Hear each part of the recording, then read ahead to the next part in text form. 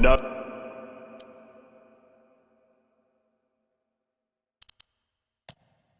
Oh, my wife, I cannot do that, said the man. Then we will all four starve, you fool. Hansel and Gretel overheard their parents talking, and Gretel began to weep. Do not fret, Gretel, Hansel said. He crept out of the hut and gathered white stones from the ground to fill his pockets.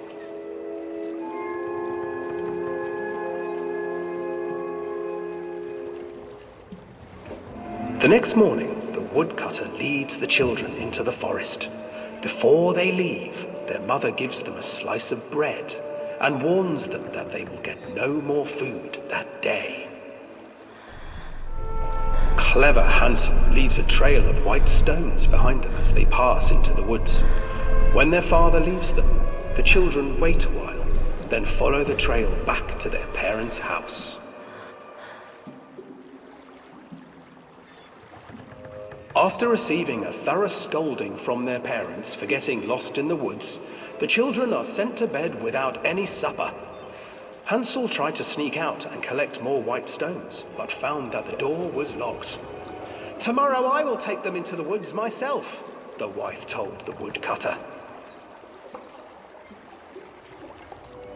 In the morning, their mother gave them a slice of bread and led them deep into the forest once again.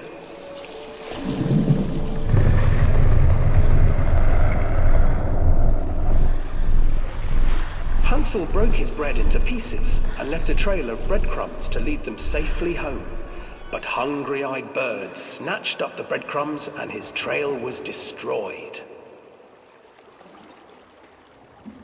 Abandoned by their parents and unable to find the trail home, the children wandered in the forest for 3 days.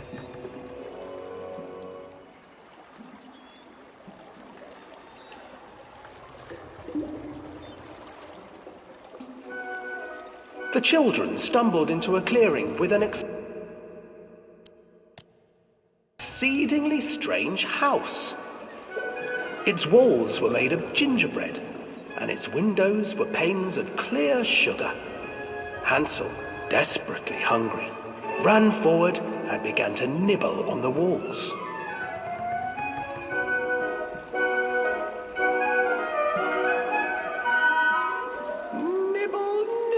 Little mouse, who is nibbling at my house? An old woman emerged from the house, sniffing the air and peering around with cloudy eyes. Oh, you dear children, who brought you here? Just come in and stay with me. No harm will come to you. But Hansel and Gretel stayed back, for the old woman reminded them of their cruel mother. Come, children, don't be afraid. I have something for you. The old woman offered them 2 enormous lollipops. The children took them and began to eat. You see, nothing to fear here. Come inside, the old woman urged, and the children, still licking their sweets, followed.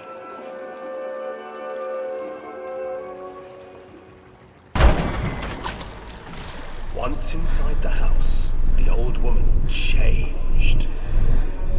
She stuffed Hansel into a cage and put Gretel to work, sweeping and cleaning her hut. Your brother will make a good mouthful, the old witch told Gretel. Once he is fattened up, I shall feast upon him.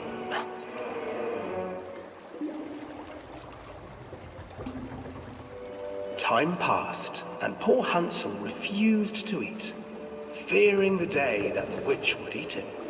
The witch, for her part, grew impatient.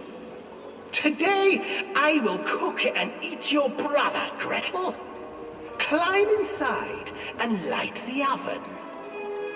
But Gretel pretended not to understand. I do not know how. Where is the opening? Fool, the old witch said. The opening is here. And she moved to show Gretel. Seizing her courage, brave Gretel gave the witch a shove, and the old crone tumbled forward into the oven. Gretel slid a large iron bolt over the door to the oven.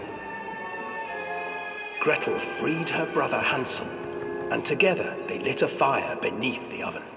And though she screamed and begged, the children sat by the oven until her screams had stilled, and the witch was cooked. And then, because even children can't survive on sweets, they divided up the body of the old witch and ate her.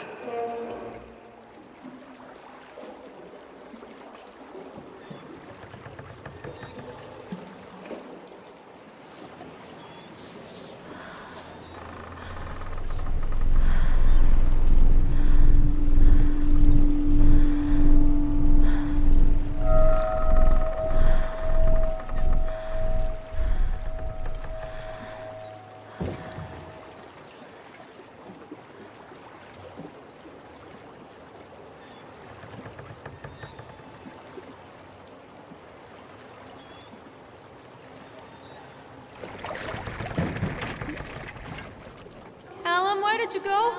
Callum, where did you go?